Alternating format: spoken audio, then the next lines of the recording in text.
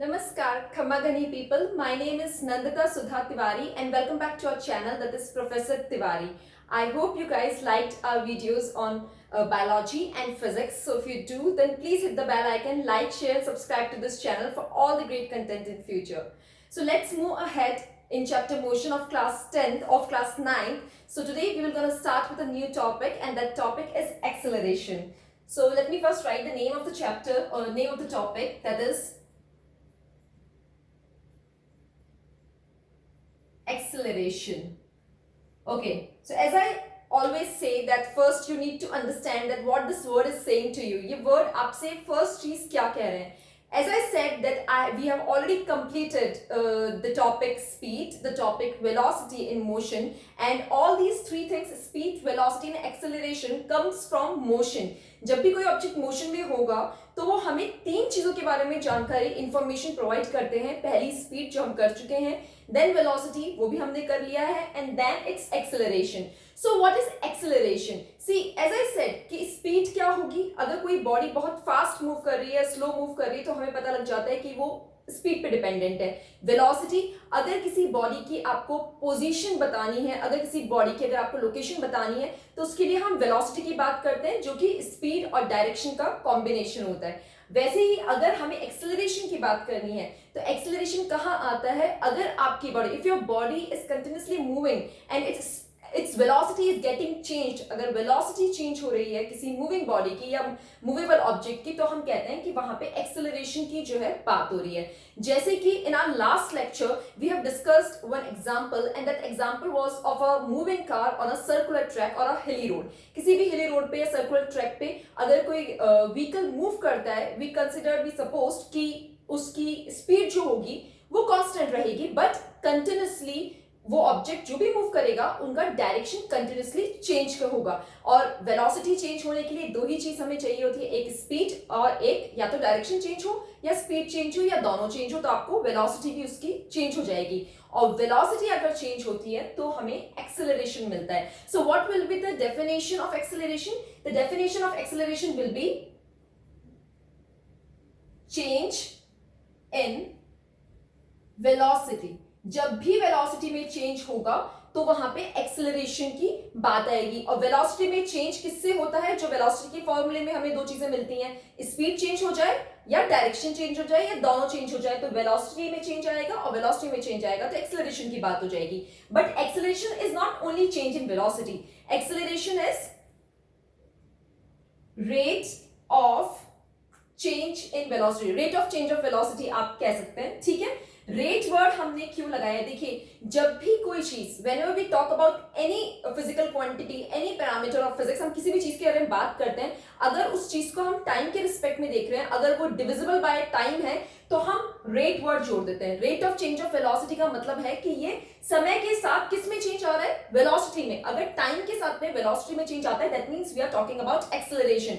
तो फॉर्मूला क्या हो जाएगा? वर्ड फॉर्मूला एक्सेलरेशन का, acceleration will be change in velocity upon time taken. जो भी इनिशियल आपकी वेलोसिटी थी, उसके बाद जो भी आपकी फाइनल वेलोसिटी हुई, वो चेंज आने में जितना टाइम लगा, वो हम क्या कहलाता है? वो कहलाता है acceleration. So this is change in velocity upon time taken, या फिर rate of change of velocity is also acceleration. Symbolic form में अगर हम इसकी बात करें, so acceleration is basically denoted by small a. Velocity, as I said, velocity means change in velocity अगर हो रहा है, दैट मींस कि पहले कोई और वेलोसिटी होगी, बाद में कोई और वेलोसिटी होगी. आप कोई भी सिंबल यूज कर सकते हैं, मतलब वेलोसिटी के लिए तो v ही रहेगा. आप स्टार्टिंग जो इनिशियल वेलोसिटी होगी आप उनको v1 कह सकते हैं, फाइनल वेलोसिटी को v2 कह सकते हैं, टाइम जो है वो t ही रहेगा. बट जर्नली हम सिंप्लीफाइड वर्जन के लिए या एक ईज के लिए, सिंप्लीफिकेशन के लिए हम जो है फाइनल वेलोसिटी लेते हैं v और इनिशियल वेलोसिटी लेते हैं हम u लेते हैं. तो चेंज इन वेलोसिटी मतलब कुछ इनिशियल होगी और कुछ फाइनल होगी, उनमें जो चेंज आएगा उसका रिजल्टेंट होता है चेंज इन वेलोसिटी. ठीक है, तो मैं इसको किस तरीके से लिख सकती हूँ? फाइनल वेलोसिटी जो आपकी आखिरी वेलोसिटी रही वो, और minus initial velocity upon time taken, ये आपका एक्सेलरेशन का फॉर्मूला हो जाता है change in velocity upon time taking या फिर rate of change of velocity. ठीक है, ये एक्सेलरेशन का आपका फॉर्मूला, ये फॉर्मूला हो गया वर्ड फॉर्मूला, ये आपका सिंबॉलिक फॉर्मूला हो गया। Then after we talk about what this is formula. Second चीज हम जो बात करते हैं that is unit. So what is unit of acceleration? Unit जो है हमारी किससे निकलती है? We can calculate unit by the formula itself. तो ऊपर वेलोसिटी है, वेलोसिटी की यूनिट हमने ऑलरेडी लास्ट लेक्चर में कैलकुलेट करी थी, that is metre per second, and time is again what? Second. So what it will be? It will be metre per second square, और you can write it in this way as well, metre per second, और kilometre per hour square, और centimetre per second square, इस तरीके से भी आप इसको लिख सकते हैं। So this will be the unit of acceleration. Now the third thing is what kind of physical quantity acceleration is? किस तरह की फिजिकल क्वांटिटी जो है एक्सेलरेशन है? तो देखिए एक्सेलरेशन में क्या आ रहा है? वेलोसिटी। वेलोसिटी के अंदर क्या फॉर्मूला होता है वेलोसिटी का? Displacement upon time. और डिस्प्लेसमेंट किस तरह की क्वांटिटी थी? वेक्टर। क्यों? क्योंकि डिस्प्लेसमेंट में मैग्नीट्यूड प्लस डायरेक्शन दोनों आता है, तो वेलोसिटी में भी मैग्नीट्यूड प्लस डायरेक्शन दोनों था। वैसे ही क्योंकि वेलोसिटी एक्सेलरेशन में आती है, तो एक्सेलरेशन के अंदर भी मैग्नीट्यूड मतलब साइज और डायरेक्शन दोनों होगा। तो ये किस तरह की क्वांटिटी हो गई? ये हो जाती है, this is vector quantity. Okay, so this is vector quantity. देखिए यहां तक हम लोगों की चीज अभी हमने बेसिक कंप्लीट कर लिया। Now let just assume some example हम सपोज करते हैं, जैसे कि आप मान लीजिए फॉर एग्जांपल लेट्स से एक जेट प्लेन हो जाता है। ठीक है, jet plane basically they have very fast speed, बहुत फास्ट स्पीड होती है। Let's suppose 800 miles per hour. ठीक है, 800 आवर्स मतलब 800 माइल्स पर आवर की स्पीड से या वेलोसिटी से एक जेट प्लेन जो है वो हवा के अंदर है, उड़ रहे हैं। ठीक है, तो अब क्या होगा? क्योंकि स्पीड उनकी क्या है? बहुत तेज है, मतलब वेलोसिटी का जो मैग्नीट्यूड वाला पार्ट है वो बहुत जो है फास्ट है उनका। बट देखिए इसके अंदर एक चीज है, क्या जेट प्लेन जिनकी स्पीड या वेलोसिटी जो है 800 माइल्स पर आवर है, क्या वो एक्सेलरेट कर रहे हैं? नहीं। If that jet plane is moving with 800 miles per hour constant speed, अगर इस कांस्टेंट स्पीड से वो मूव कर रहे हैं तो उनका वो एक्सेलरेटिंग नहीं है। कहने का मतलब ये है कि एक्सेलरेशन के लिए एक बहुत ही कॉमन मिसकंसेप्शन माना जाता है, एंड दैट मिसकंसेप्शन इज कि जितनी ज्यादा वेलोसिटी होगी या जितनी ज्यादा स्पीड होगी उतना ही एक्सेलरेशन होगा। This is not true. Acceleration जो है वो वेलोसिटी डिपेंडेंट नहीं है, acceleration change in velocity dependent है। फाइनल माइनस इनिशियल का जो रिजल्ट आएगा उसके ऊपर एक्सेलरेशन डिपेंडेंट है। तो चाहे कोई बॉडी कितनी भी फास्ट मूव क्यों ना कर रही हो, अगर वो कांस्टेंट स्पीड से मूव कर रही है, मतलब यूनिफॉर्म वेलोसिटी से मूव कर रही है, जैसे 800 माइल्स पर आवर हो गया या कोई भी आप वेलोसिटी ले लें, अगर वो कॉन्स्टेंटली एक बॉडी उसी पे मूव कर रही है, दैट मीन्स कि एक्सेलरेशन तो हुआ ही नहीं, क्योंकि एक्सेलरेशन के लिए क्या चाहिए हमें? वेलोसिटी का चेंज होना जरूरी है। तो इस पर्टिकुलर केस में जेट प्लेन जो है वो एक्सेलरेशन फेस नहीं करेंगे, एक्सपीरियंस नहीं करेंगे।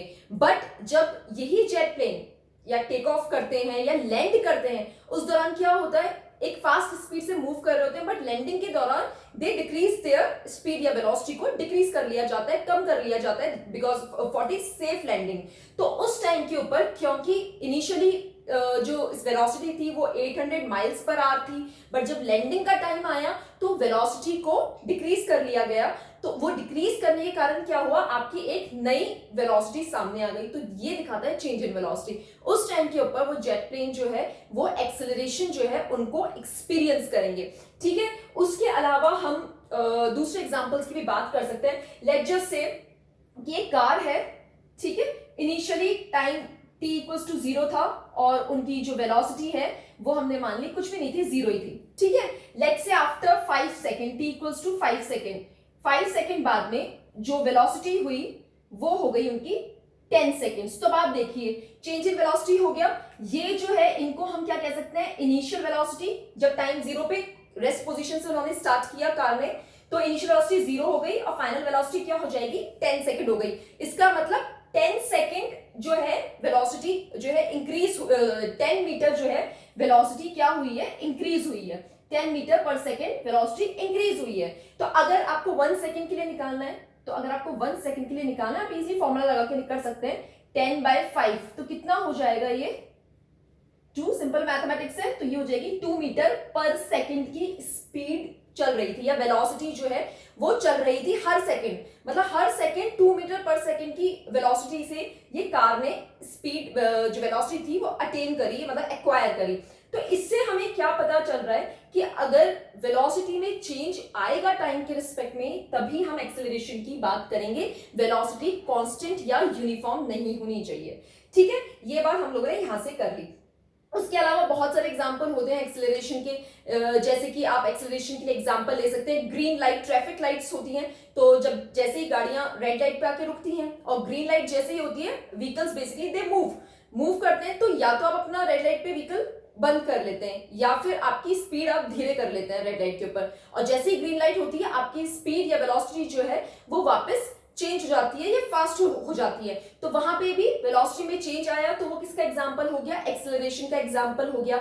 उसके अलावा जैसे कल अपन ने बात करी थी कि आपकी बैंड रोड्स होती हैं, या फिर आपकी सर्कुलर ट्रैक्स हो गए, घुमावदार वाले जो रास्ते होते हैं, हिली एरियाज, या यू टर्न आप लेते हैं, उस कंडीशन के अंदर भी आप क्या करते हैं, आपकी स्पीड चाहे कांस्टेंट हो सकती है, मगर डायरेक्शन जो है वो कंटिन्यूअसली क्या होता है? चेंज होता है। तो वहां पे भी डायरेक्शन चेंज होगा तो भी एक्सेलरेशन आएगा। कहने का मतलब ये है कि अगर आपको एक्सेलरेशन देखना है किसी बॉडी में, तो या तो वो बॉडी का मूविंग ऑब्जेक्ट की स्पीड के अंदर चेंज आए, या फिर डायरेक्शन के अंदर चेंज आए, क्योंकि इन दोनों में चेंज आएगा तभी वेलोसिटी में चेंज आएगा और तभी एक्सेलरेशन के अंदर भी चेंज आएगा। ये एक एग्जांपल हो गया। एक एग्जांपल जहां पे स्पीड और जो आपका डायरेक्शन है मूविंग ऑब्जेक्ट का वो दोनों चेंज होता है। जैसे कि लॉन टेनिस होता है, उसमें जब प्लेयर्स खेलते हैं तो टेनिस रैकेट जो है, जो टेनिस बॉल को हिट करती है, उसमें बेसिकली क्या हो रहा है, उसके अंदर बॉल का जैसे ही रैकेट से बॉल हिट हुई तो बॉल की जो स्पीड होगी वो भी चेंज हो जाएगी और बॉल का डायरेक्शन भी चेंज होगा। जब बॉल की स्पीड और डायरेक्शन दोनों चेंज होगी तो वेलोसिटी में चेंज ऑफ कोर्स आएगा। कोई इनिशियल वेलोसिटी होगी, कोई फाइनल वेलोसिटी होगी, और वहां पे वापस वो बॉल की एक्सेलरेशन आ जाएगा। तब हम कहते हैं कि ऑब्जेक्ट एक्सेलरेट कर रहा है। बहुत बार क्या होता है, स्पोर्ट्स कमेंट्री जैसे कि होती है, वहां पे बोल दिया जाता है कि एक्सेलरेशन हो रहा है, एक्सेलरेटिंग बॉल एक्सेलरेटिंग जो है कर रही है। वो एक रॉन्ग यूज है वर्ड का, they just use it very simply, but physics के अंदर वो एक्सेलरेशन जो है एक्सेलरेटिंग उस सेंस में नहीं माना जाता है। एक्सेलरेशन होने के लिए हमें स्पीड और डायरेक्शन में दोनों में जब चेंज आएगा किसी मूविंग ऑब्जेक्ट के, तभी वेलोसिटी चेंज होगी और तभी एक्सेलरेशन जो है वो भी चेंज होगा। ठीक है, ये एक बात हो गई। उसके अलावा अब देखिए, जैसे हमने एक्सेलरेशन की बात करी, यहाँ हम एक और पॉइंट लिख ही लेते हैं कि यूनिफॉर्म वेलोसिटी के साथ में बहुत इंपॉर्टेंट है कि यूनिफॉर्म अगर वेलोसिटी है किसी बॉडी की, that means constant steady rate से अगर कोई ऑब्जेक्ट मूव कर रहे हैं, तो उस केस के लिए एक्सेलरेशन जो है वो क्या रहेगा? 0 रहेगा। ठीक है, now let just talk about uniform acceleration and non uniform acceleration.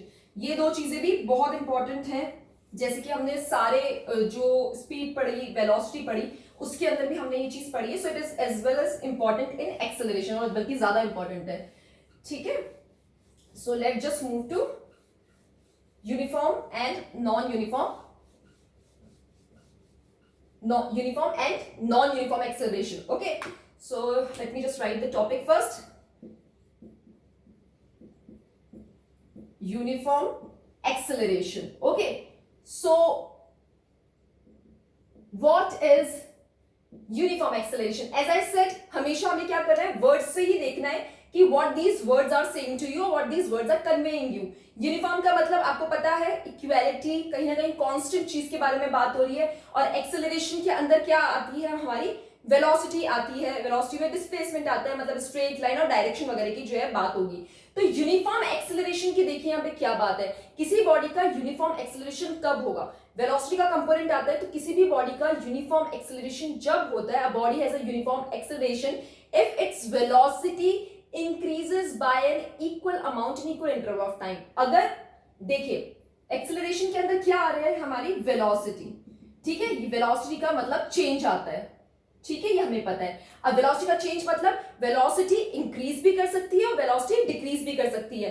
तो अगर एक बॉडी का, एक मूविंग ऑब्जेक्ट का हम यूनिफॉर्म एक्सेलरेशन सिर्फ तभी मानेंगे जब ये जो वेलोसिटी का कंपोनेंट है, या तो ये इक्वल अमाउंट में इंक्रीज हो हर इक्वल अमाउंट ऑफ इंटरवल के लिए, या फिर ये इक्वल अमाउंट में डिक्रीज हो for equal interval. Let's say, जैसे सिंपल सी बात है, t अगर आपका 0 है और आपकी वेलोसिटी जो है मान लीजिए स्टार्टिंग के अंदर 5 मीटर कुछ पर सेकंड थी, देन t इक्वल्स टू 1 पे हमने मान ली v इक्वल्स टू 10 मीटर पर सेकंड हो गई, देन t इक्वल्स टू 2 पे हमने मान लिया v इक्वल्स टू 15 मीटर पर सेकंड। तो देखिए यहाँ पे जो वेलोसिटी के अंदर इंक्रीज हो रहा है, this will be a uniform acceleration. Why? Because velocity में जो इंक्रीमेंट हो रहा है वो कितने का हो रहा है, कांस्टेंट रेट से, 5 मीटर पर सेकंड की कांस्टेंट रेट से आपकी जो वेलोसिटी है वो इंक्रीज हो रही है। तो ये यूनिफॉर्म एक्सेलरेशन कहलाता है कि मतलब वेलोसिटी में इंक्रीज जो है वो इक्वल अमाउंट में हो रहा है, इक्वल इंटरवल ऑफ टाइम में। टाइम तो इक्वल होता ही है। वैसे ही आप इसको आप डिक्रीज के टर्म में ले सकते हैं। आप चाहे यहाँ पे 15 से शुरू कर लें, ये 15 होगी या ये 10 हो गया और ये 5 हो गया। तो डिक्रीज भी अगर हो रही है तो वो किस में हो रही है, यूनिफॉर्म वे में हो रही है, यूनिफॉर्म रेट में। तो what is uniform acceleration? A body has uniform acceleration if its velocity changes or increases or decreases by an equal amount in equal interval of time। ठीक है, समझ में आ गया। एग्जाम्पल क्या होता है यूनिफॉर्म एक्सेलरेशन का? एग्जाम्पल, सबसे कॉमन एग्जाम्पल होता है फ्री फॉल का। ठीक है, जब भी आप कोई ऑब्जेक्ट किसी हाइट से नीचे ड्रॉप कराएंगे, अभी अगर मैं ये फॉर एग्जांपल ये पेन है, अगर मैं इनको किसी भी हाइट से अगर ऐसे नीचे अगर मैं ड्रॉप कराती हूँ तो वो एक यूनिफॉर्म एक्सेलरेटेड मोशन कहलाता है। तो मैं यहाँ लिखती हूँ एग्जाम्पल क्या हुआ, एग्जाम्पल है free fall, free fall of an, free fall of an object. ठीक है, ये किसका एग्जाम्पल हो गया, यूनिफॉर्म एक्सेलरेटेड मोशन का एग्जाम्पल है। अब देखिए कैसे है यूनिफॉर्म एक्सेलरेटेड मोशन का। जब कोई ऑब्जेक्ट को आप हाइट से नीचे गिरते हैं तो इनिशियली तो आपने गिरा तो वो धीरे धीरे जैसे जैसे वो अर्थ की तरफ मूव करते हैं वैसे वैसे उनकी वेलोसिटी जो है वो इंक्रीज होती जाती है। जितनी ज्यादा डिस्टेंस, मैं यहां से गिरूं या और भी हाइट से गिरूं, जितनी ज्यादा हाइट से आप एक ऑब्जेक्ट को फ्री फॉल करवाएंगे उतनी ही ज्यादा वेलोसिटी उस ऑब्जेक्ट की बढ़ती जाएगी as it approaches the earth. जैसे जैसे वो अर्थ के करीब पहुंचेंगे उनकी वेलोसिटी जो है वो तेजी से इंक्रीज होती जाएगी और वो जो वेलोसिटी इंक्रीज होती है वो इक्वल अमाउंट के अंदर होती है। इरेगुलर नहीं होता कि कभी 5 हो रहा है, कभी 18 हो रहा है, फिर कभी 20 हो रहा है। इक्वल अमाउंट के अंदर वो वेलोसिटी जो है इंक्रीज होती है। अच्छा, इसमें एक बहुत ज्यादा कॉमन कंफ्यूजन रहता है बच्चों को। जैसे I told you in first lecture कि फ्री फॉल जो है, free fall non uniform motion होता है। Free fall is non uniform motion. ये फ्री फॉल जो है ये आपका यूनिफॉर्म एक्सेलरेटेड मोशन भी कहलाता है और नॉन यूनिफॉर्म मोशन भी। तो बच्चे बोलते हैं कि एक तरफ तो स्टूडेंट्स कहते हैं कि आपने कहा यूनिफॉर्म एक्सेलरेटेड मोशन और एक तरफ का आपने कहा नॉन यूनिफॉर्म मोशन। तो ये नॉन यूनिफॉर्म मोशन और यूनिफॉर्म एक्सेलरेटेड मोशन दो अलग चीजें हैं। पहली चीज, एक्सेलरेशन में हम वेलोसिटी के चेंज की बात कर रहे हैं और जब हम मोशन की बात करते हैं तो हम किसकी बात करते हैं, हम डिस्टेंस के सेंस में मोशन की बात करते हैं। तो कैसे अलग है आप देखिए, यूनिफॉर्म एक्सेलरेटेड मोशन में तो हम कह रहे हैं कि ऑब्जेक्ट को फ्री फॉल जो है वो यूनिफॉर्म एक्सेलरेटेड मोशन है। मतलब जब आपने किसी ऑब्जेक्ट को किसी हाइट से नीचे की तरफ आपने गिरा तो क्या हो रहा है, हम उनकी वेलोसिटी की बात कर रहे हैं। वहां पे वो गिरते हुए ऑब्जेक्ट की वेलोसिटी लगातार इक्वल अमाउंट में, इक्वल इंटरवल ऑफ टाइम में इंक्रीज होगी। और हम कह रहे हैं कि free fall non uniform motion है, मतलब डिस्टेंस की बात कर रहे हैं। वो गिरता हुआ ऑब्जेक्ट जो डिस्टेंस कवर करेगा, वो जो डिस्टेंस होगा वो नॉन यूनिफॉर्म होता है। कभी स्टार्टिंग में कम कम डिस्टेंस कवर करता है, फिर जैसे जैसे वेलोसिटी बढ़ती है तो वो थोड़ा ज्यादा डिस्टेंस कवर करने लग जाता है। तो फ्री फॉल जो है वो नॉन यूनिफॉर्म मोशन भी कहलाता है क्योंकि डिस्टेंस अनइक्वल कवर करता है, और यूनिफॉर्म एक्सेलरेटेड मोशन भी कहलाता है क्योंकि वेलोसिटी जो है वो इक्वल अमाउंट के अंदर वो कवर करना शुरू कर देते हैं। ठीक है, दूसरा एग्जांपल क्या हो जाता है यूनिफॉर्म एक्सेलरेशन का या यूनिफॉर्म एक्सेलरेटेड मोशन का।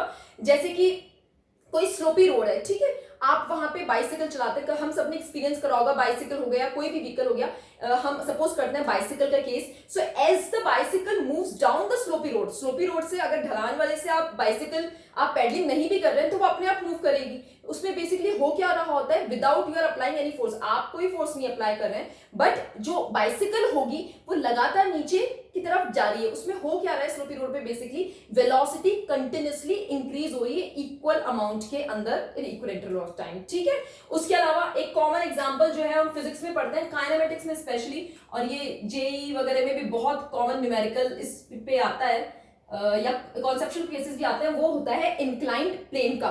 तो अगर आप कोई बॉल भी इंक्लाइंड प्लेन से, वही स्लोपी रोड वाला केस हो गया, इंक्लाइंड प्लेन से अगर आप कोई बॉल भी नीचे ड्रॉप कर देंगे, मतलब अगर आप छोड़ देंगे तो उसमें भी क्या होगा, वो अपने आप नीचे आएगा, बट वेलोसिटी जो एक्वायर करेगा नीचे आते वक्त वो इक्वल अमाउंट में इंक्रीज होगी for equal interval of time. ठीक है, ये एग्जांपल किसकी हो गई? यूनिफॉर्म एक्सेलरेटेड मोशन के। अब जो नेक्स्ट हम पढ़ेंगे वो हम पढ़ेंगे non uniform accelerated motion and how it is different from uniform accelerated motion. ठीक है, so what is non uniform? As the name suggest, जैसे कि आपको नेम से ही पता लग रहा है, non uniform means something is irregular and what will be irregular, something related to acceleration. देखिए यहां पे अगर मैंने जोड़ दिया नॉन यूनिफॉर्म, मैंने अगर यहाँ पे नॉन यूनिफॉर्म एक्सेलरेशन जोड़ दिया, इसका मतलब कुछ तो इरेगुलर है, और वो इरेगुलर क्या चीज होगी? एक्सेलरेशन में जो चीज आ रही है, मतलब वेलोसिटी जो है वो इरेगुलर है। तो क्या हो जाएगा? A body has non-uniform acceleration if its velocity increases or decreases or changes by an unequal amount in equal interval of time। मतलब velocity में change आ रहा है, velocity changes किसमें? unequal amount के अंदर। ठीक है, unequal amount के अंदर velocity change हो रही है equal interval of time, क्योंकि टाइम हमेशा आपका क्या रहता है? टाइम हमेशा हमारा इक्वल रहता है, ना स्लो कर सकते हैं टाइम को, ना डिले कर सकते हैं, ना रोक सकते हैं। तो नॉन यूनिफॉर्म केस में क्या हुआ? वेलोसिटी चेंज हो रही है मगर अनइक्वल अमाउंट में। Same example, t equals to आप 0 ले लीजिए और आपकी जो वेलोसिटी है आप मान लीजिए कि जैसे स्टार्टिंग में 10 मीटर पर सेकेंड थी, फिर t इक्वल्स टू कुछ 2 सेकेंड्स के ऊपर v आपकी 13 मीटर पर सेकेंड हो गई, फिर लेट से जो है कुछ ये 9 मीटर पर सेकेंड हो गई। ठीक है, t इक्वल्स टू 4 के ऊपर। तो इसमें आप देखिए वेलोसिटी जो है वो कभी इंक्रीज हो रही है, फिर कभी डिक्रीज हो रही है। तो अगर आपकी वेलोसिटी कभी इंक्रीज हो कभी डिक्रीज हो इक्वल इंटरवल ऑफ टाइम के अंदर, दैट मींस अगेन वो क्या कहलाएगा? नॉन यूनिफॉर्म एक्सेलरेशन या non uniform accelerated motion. Common example देखिए इसका क्या होता है? Crowded road. क्राउडेड रोड्स पे बेसिकली क्या होता है? जब भी आप किसी सिटी के एरिया से निकलते हैं, बहुत रश वाले एरिया से निकलते हैं, तो कभी आपकी व्हीकल की स्पीड तेज हो जाएगी, कभी स्लो हो जाएगी, और जैसे ही आप वो क्राउडेड एरिया छोड़ते हैं, तो क्राउडेड रोड तो एग्जांपल हो गया नॉन यूनिफॉर्म एक्सेलरेशन का, बट जैसे ही आप वो क्राउडेड एरिया छोड़ते हैं, तो क्राउडेड एरिया छोड़ते ही आप एक यूनिफॉर्म एक्सेलरेशन के अंदर आ जाते हैं, बिकॉज फिर वहां पे वो रश नहीं रहता। तो ये एग्जांपल किसका हो गया? नॉन यूनिफॉर्म एक्सेलरेशन का जो है एग्जांपल हो गया। अब हम जो नेक्स्ट चीज करेंगे वो बहुत बहुत ज्यादा इंपॉर्टेंट है, बिकॉज एक्सेलरेशन एक ऐसा टॉपिक है जिसमें बहुत ज्यादा कंफ्यूजन जो है वो स्टूडेंट्स को रहता है। स्टूडेंट्स को नहीं, हर किसी को रहता है, even people who have studied physics आगे तक भी, तो भी उनको बहुत ज्यादा कंफ्यूजन रहता है इस टॉपिक के अंदर। And that topic is basically about negative and positive acceleration. क्या है? लोग समझ नहीं आता, स्टूडेंट्स को, बहुत लोगों को समझ में नहीं आता कि नेगेटिव और पॉजिटिव एक्सेलरेशन जो है वो होता क्या है आखिर। बहुत सारे लोग इनको अलग अलग चीज से कहते हैं, जैसे कि फॉर एग्जांपल सबसे कॉमन कंफ्यूजन जो है नेगेटिव एक्सेलरेशन को लेके द मोस्ट कॉमन मिसकंसेप्शन और मिसअंडरस्टैंडिंग इज कि नेगेटिव एक्सेलरेशन जो है, मतलब ये इतना कॉमन है कि unknowingly people who are experts in physics they also even use it, और आपको बहुत सारी टेक्स्ट बुक्स जो होंगी उनमें भी ये इसी तरीके से यूज हुआ मिल जाएगा, जब बट ये है बिल्कुल गलत। ठीक है, नेगेटिव देखिए एक्सेलरेशन का सबसे बड़ा कॉमन जो वो है मिसअंडरस्टैंडिंग, वो ये है कि ये डिक्सेलरेशन होता है, मतलब डी एक्सेलरेशन जो है, डिसलरेशन या डी एक्सेलरेशन आप कुछ भी कह रहे, नेगेटिव एक्सेलरेशन होता है, डिसलरेशन या डी एक्सेलरेशन होता है। ठीक है, ये मिथ है, ये क्या है? दिस इज मिथ और मिसकंसेप्शन और मिसअंडरस्टैंडिंग। बिल्कुल भी नहीं होता ये। क्यों नहीं होता वो अभी हम देखेंगे। ठीक है, देखिए सबसे पहले आपको पता होना चाहिए, नेगेटिव एक्सेलरेशन की बात तो बाद में करेंगे, डी एक्सेलरेशन एक्चुअली होता क्या है। डी एक्सेलरेशन जो वर्ड है वो फिजिक्स में कहीं पे भी नहीं है। हम फिजिक्स में सिर्फ एक वर्ड यूज करते हैं और वो वर्ड जो है वो है एक्सेलरेशन। ठीक है, सिर्फ एक वर्ड यूज आएगा, एक्सेलरेशन आता है, या उनकी दो टाइप्स आते हैं, नेगेटिव और positive acceleration. There is nothing like deceleration, कोई वर्ड नहीं है। बट अगर हम एक लैंग्वेज की टर्म में देखें, इंग्लिश की टर्म में, कि डी एक्सेलरेशन का आखिर मतलब क्या होता है, क्योंकि उसको नेगेटिव एक्सेलरेशन के बराबर बताया है। तो डी एक्सेलरेशन जो एक्चुअली में है, उसे हम इंग्लिश में अगर देखा जाए तो उसका मीनिंग होता है स्लोइंग स्लोइंग डाउन। क्या होता है? Deceleration is basically slowing down, किसी भी ऑब्जेक्ट का स्लो होना होता है। वो हम देखेंगे आगे, क्योंकि इंग्लिश में तो यही मीनिंग है, बट फिजिक्स में ये इसके इक्वल बिल्कुल नहीं है, और कैसे नहीं है, ठीक है। देखिए, नेगेटिव एक्सेलरेशन समझना है तो हम एक कॉमन सा एग्जाम्पल लेते हैं, और उस एग्जाम्पल से हमें पूरी चीज समझ में आ जाएगी कि नेगेटिव एक्सेलरेशन होता क्या है, पॉजिटिव एक्सेलरेशन क्या होता है, और ये जो डी एक्सेलरेशन जो फिजिक्स एक्सेप्ट ही नहीं करती, मानती नहीं है, वो एक्चुअली में क्या होता है, ठीक है। लेट जस्ट अज्यूम, ओके, क्या अज्यूम करते हैं, वापस डायग्राम बना रही हूं, not good at it, please excuse me. Let just suppose that there is this girl, okay, ये कोई गर्ल है, ठीक है, हमने मान लिया कोई गर्ल है, ठीक है। अब हम क्या मान रहे थे कि लीनियर मोशन की बात कर रहे हैं। लीनियर मोशन मतलब आप स्ट्रेट मोशन कर रहे हैं, स्ट्रेट पाथ पे आप मोशन कर रहे हैं। तो लीनियर मोशन में हम कुछ कोऑर्डिनेट्स मानते हैं, कुछ अजम्पशंस जो है वो करते हैं, और अजम्पशंस देखिए क्या है कि अगर कोई भी ऑब्जेक्ट राइट की तरफ मोशन करता है, जैसे मान लेते हैं ये जो गर्ल है ये मूव कर रही है इधर राइट डायरेक्शन में, ठीक है, दिस इज राइट साइड, तो राइट डायरेक्शन में अगर मूव करती है तो उस तरह की डायरेक्शन ऑफ मोशन को हम पॉजिटिव मानते हैं, ठीक है। अगर कोई भी ऑब्जेक्ट राइट डायरेक्शन में मूव करता है तो डायरेक्शन ऑफ मोशन क्या हो जाएगा, वो ऑब्जेक्ट का पॉजिटिव हो जाएगा, और अगर लेफ्ट डायरेक्शन में मूव करेगा ऑब्जेक्ट तो वो डायरेक्शन ऑफ मोशन क्या कहलाएगा, नेगेटिव कहलाएगा। हमने क्या माना है, पहला केस है कि गर्ल है राइट डायरेक्शन में मूव कर रही है, और इनकी जो स्पीड है ये रन कर रही है, शी इज रनिंग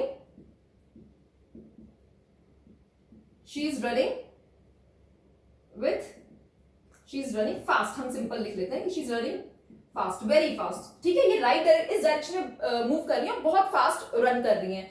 तो यहां से हमें क्या समझ में आ रहा है, देखिए, एक्सेलरेशन का अगर आपको साइन बताना है, साइन मतलब या तो ये नेगेटिव होगा या ये पॉजिटिव होगा, तो एक्सेलरेशन का जो साइंस होते हैं, ये नेगेटिव होगा या पॉजिटिव होगा, ये दो चीजों पे डिपेंड करता है। पहली चीज जिसपे डिपेंड करता है वो है डायरेक्शन ऑफ मोशन। पहली चीज इस पे डिपेंड करता है वो क्या है, डायरेक्शन ऑफ मोशन, और दूसरी चीज जिस पे ये डिपेंड करता है वो क्या है, rate of change of speed, rate of change of speed. किस चीज पे डिपेंड करता है एक्सेलरेशन, एक तो डायरेक्शन ऑफ मोशन पे डिपेंड करता है या फिर rate of change of speed, मतलब एक्सेलरेशन पॉजिटिव होगा या नेगेटिव, वो इन दो चीजों के ऊपर डिपेंड करता है। तो हमने क्या बोला, ये गर्ल है, ये इस राइट डायरेक्शन में मूव करिए, राइट डायरेक्शन मतलब इनका डायरेक्शन ऑफ मोशन क्या हो गया, पॉजिटिव, तो ये तो हमें पता लगे डायरेक्शन ऑफ मोशन क्या है, पॉजिटिव, और rate of change of speed पे डिपेंड करेगा। Rate of change of speed मतलब स्पीड में किस तरह से चेंज आ रहा है, वही जो हम कहते हैं v माइनस यू, उसकी रेट के ऊपर डिपेंड करता है। तो एक और हम अजम्पशन इसके अंदर लेके चलते हैं, मतलब काइनेमेटिक्स में लेके चलते हैं, वो ये होता है कि अगर स्पीड इंक्रीज होती है, अगर स्पीड इंक्रीज होती है, हाई होती है, उस कंडीशन में हम पॉजिटिव मान के चलते हैं। अगर स्पीड आपकी जो है वो इंक्रीज होती है तो हम क्या मान के चलते हैं कि स्पीड जो है वो इंक्रीज हो रही है, मतलब पॉजिटिव उसके अंदर है। तो आप इसमें देखिए दो कंडीशन आ गई, direction of motion, right side पे लड़की मूव कर रही है तो पॉजिटिव हो गया, और स्पीड जो है वो लड़की फास्ट मूव कर रही है, तो girl is moving very fast, तो स्पीड इंक्रीज हो रही है, इंक्रीज मतलब पॉजिटिव जो है इस केस के अंदर हमने मान लिया। तो इस केस के लिए एक्सेलरेशन क्या हो जाएगा, इस केस के लिए एक्सेलरेशन क्या हो जाएगा, एक्सेलरेशन विल बी पॉजिटिव, ठीक है। सेकंड केस मानते हैं, सेकंड केस में she is the same girl, यही गर्ल है, ये वापस इसी डायरेक्शन में मूव कर रही है, तो ये पॉजिटिव डायरेक्शन ऑफ मोशन कैसा हो गया इनका, पॉजिटिव हो गया। उसके बाद हम बात करें कैसे मूव कर रही है, she is now, her speed has got decrease, पहले तो फास्ट मूव कर रही थी, अब इनकी स्पीड क्या है, डिक्रीज हो चुकी है, तो यही गर्ल है, ठीक है, मैं यही मान लेती हूँ, सेम गर्ल है, स्पीड जो है इस केस में इनकी क्या हो गई है, डिक्रीज, तो स्पीड डिक्रीज होती है तो हम क्या मानते हैं कि नेगेटिव, स्लो डाउन हो गई है बॉडी, ठीक है। तो इस केस के अंदर एक्सेलरेशन देखिए क्या हो जाएगा, मूविंग ऑब्जेक्ट का या गर्ल का, इस केस में हो जाएगा नेगेटिव, ठीक है, इस केस में क्या हो जाएगा, नेगेटिव, पॉजिटिव डायरेक्शन में मूव कर रही थी और स्पीड जो है गर्ल की क्या हो गई है, डिक्रीज हो गई है, तो एक्सेलरेशन हमारे इस केस में क्या हो जाएगा, नेगेटिव हो जाएगा। थर्ड केस में again same girl, but the thing is little difference, the difference is कि ये जो है अब इधर लेफ्ट डायरेक्शन के अंदर मूव कर रही है, और हमने क्या बात करी थी कि राइट में पॉजिटिव, और अगर कोई भी ऑब्जेक्ट लेफ्ट डायरेक्शन के अंदर अगर मूव करता है तो वो क्या हो जाता है, डायरेक्शन ऑफ मोशन उस कंडीशन में नेगेटिव हो जाएगा। तो यहाँ पे मोशन किधर है, लेफ्ट साइड की तरफ, यहाँ हम लेफ्ट लिख लेते हैं, लेफ्ट में मोशन है मतलब नेगेटिव हो गया, और स्पीड पहले केस की तरह हम मान लेते हैं इंक्रीज, मतलब ये लेफ्ट डायरेक्शन में जो है मूव कर रही है हाई स्पीड के साथ में, तो क्या हो जाएगा इसके लिए ये पॉजिटिव हो जाएगा।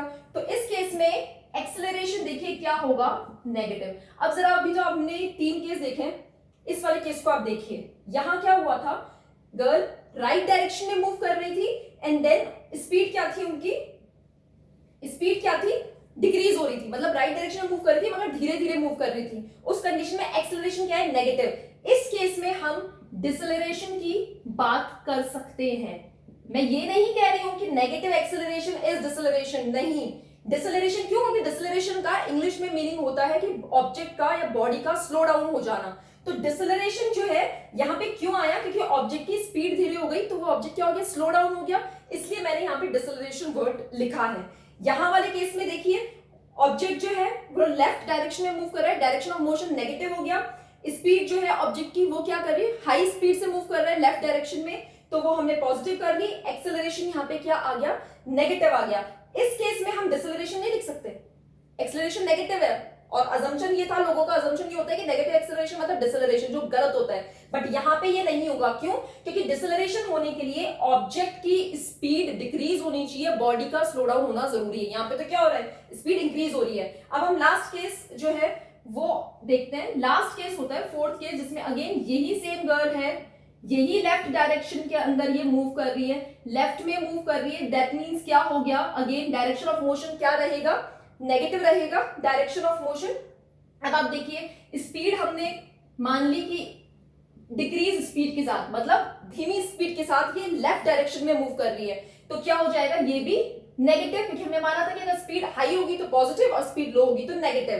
तो इस केस के अंदर एक्सेलरेशन क्या आएगा, आप ये देखिए, इस केस के अंदर एक्सेलरेशन क्या हो जाएगा, पॉजिटिव। ठीक है, आपको समझ में आ गया।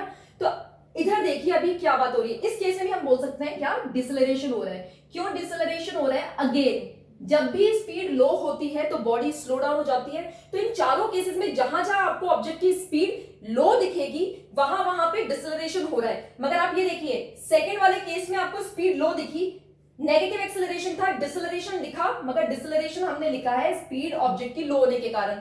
इस वाले केस में एक्सेलरेशन पॉजिटिव है मगर फिर भी डिसेलरेशन आया है। डिसेलरेशन सिर्फ क्यों आया है, क्योंकि ऑब्जेक्ट के स्लो होने के अंदर। तो कहने का मतलब ये है कि नेगेटिव एक्सेलरेशन जो लोग कहते हैं कि डिसेलरेशन होता है, पहली बात फिजिक्स में डिसेलरेशन कोई एक्सेप्टेबल टर्म नहीं है। लोग ये भी कह देते हैं कि एक्सेलरेशन का अपोजिट डिसेलरेशन होता है, बिल्कुल भी नहीं। एक्सेलरेशन का कोई अपोजिट नहीं है, एक्सेलरेशन के सिर्फ नेगेटिव एक्सेलरेशन भी एक्सेलरेशन का अपोजिट नहीं है।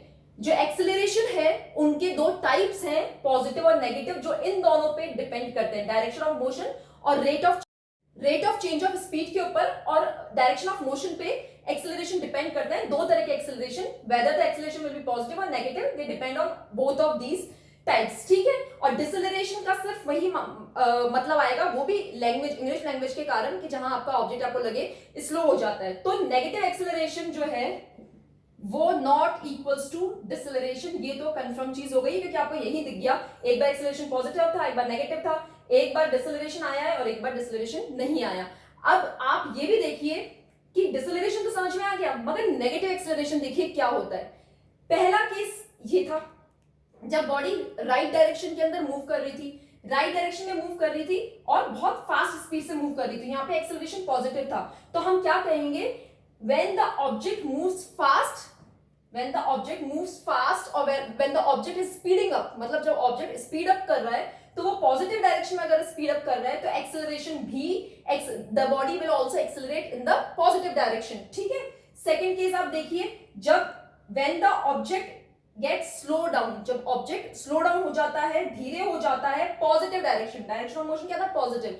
सो when the object get slow down in positive direction, then the object's acceleration will be in negative direction. मतलब जब ऑब्जेक्ट की स्पीड पॉजिटिव डायरेक्शन में कम होती है तो उसका एक्सेलरेशन जो है वो नेगेटिव होगा, नेगेटिव डायरेक्शन के अंदर होगा। ठीक है, थर्ड केस, जब ऑब्जेक्ट नेगेटिव डायरेक्शन के अंदर मूव कर रहे हैं, स्पीड इंक्रीज हो रही है, तो हम क्या लिखेंगे, when the object speeds up in negative direction, when the object speeds up in negative direction, then the object will accelerate in negative direction. जब object speed up करेगा negative direction में तो acceleration क्या हो जाएगा negative.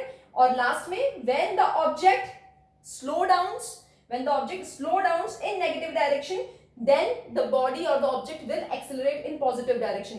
यहाँ कहने का मतलब अब आप देखिए क्या है, जहां जहां पे पॉजिटिव एक्सेलरेशन जो आया है ना, ये पॉजिटिव एक्सेलरेशन डिसेलरेशन के कारण नहीं आया. ये पॉजिटिव एक्सेलरेशन किन दो चीजों पे डिपेंड कर रहा है, ये डायरेक्शन ऑफ मोशन और ऑब्जेक्ट स्लो चल रहा है या धीरे चल रहा है इन पे. तो इन दोनों से मिलके पॉजिटिव एक्सेलरेशन का हमें पता लगा है और इन दोनों से मिलके ही हमें नेगेटिव एक्सेलरेशन का भी पता लगा है. तो नेगेटिव एक्सेलरेशन एक्चुअली में है क्या? नेगेटिव एक्सेलरेशन एक्चुअली में क्या है, क्या होता है? Body accelerates in opposite direction. Negative acceleration का सिर्फ क्या मतलब होता है कि बॉडी जो है वो एक्सेलरेट करती है अपोजिट डायरेक्शन में. मतलब अगर डायरेक्शन ऑफ मोशन इस साइड में है, हमने अज्यूम कर रखा है सिर्फ, अच्छा ये जो कोऑर्डिनेट होते हैं इसको हम इस तरह से देखते हैं. ये देखिए राइट साइड मतलब पॉजिटिव, लेफ्ट साइड मतलब नेगेटिव. अगर नीचे की तरफ मोशन हो रहा है दैट मींस पॉजिटिव और ऊपर की तरफ अगर मोशन हो रहा है तो ये नेगेटिव हो जाता है. इस तरह से हम अज्यूम करके चलते हैं. तो आपको क्या पता है कि नेगेटिव एक्सेलरेशन का मतलब है कि बॉडी अपोजिट डायरेक्शन में मूव कर रही है. तो अगर आपके न्यूमेरिकल में या कहीं पे भी नेगेटिव एक्सेलरेशन वर्ड लिखा जाता है, अगर ये एक्सेलरेशन की वैल्यू -2 मीटर पर सेकेंड, अगर ये एक्सेलरेशन की वैल्यू आ रही है तो ये कोई डिसेलरेशन नहीं है. -2 metre per second is not deceleration. यहां माइनस का मतलब ये नहीं कि जीरो से कम हो गया है, या आप नंबर 9 मैथमेटिक्स की वो मत समझिएगा कि ये जीरो से कम वैल्यू आ रही है एक्सेलरेशन की. नहीं, यहां एक्सेलरेशन तो 2 मीटर पर सेकेंड ही है. नेगेटिव साइन ये बता रहा है कि ये जिधर बॉडी मूव कर रही है उसके अपोजिट डायरेक्शन के अंदर ये नेगेटिव एक्सेलरेशन है. तो अपोजिट डायरेक्शन के अंदर जो है वो ऑब्जेक्ट का मोशन है. ठीक है, ये चीज समझ में आ गई. तो ये इस तरीके से होता है. वैसे ही पॉजिटिव एक्सेलरेशन का भी यही मतलब होता है कि पॉजिटिव एक्सेलरेशन मतलब जिस डायरेक्शन में ऑब्जेक्ट मूव कर रहे हैं उसी डायरेक्शन के अंदर एक्सेलरेशन भी हो रहा है. सो this is important. Please understand that negative acceleration means body accelerates in opposite direction to the direction of motion and negative acceleration is never equals to deceleration के कभी भी equal नहीं होता. So this is all for today. If you have any confusion, अच्छा एक average acceleration भी होता है तो उसको ऐसे कुछ ऐसा सच बताने की जरूरत नहीं है कि एवरेज एक्सेलरेशन क्या होता है. आप इनिशियल और फाइनल वेलोसिटी को ऐड कर लीजिए and divided by 2, that is average acceleration. So that's all for today. If you guys like the lecture, then please hit the bell icon, like, share and subscribe to this channel. And if your subscription means a lot because this lecture, this content will gonna reach to people who are in need in this time. So please hit the bell icon. Khamma Gani. Thank you.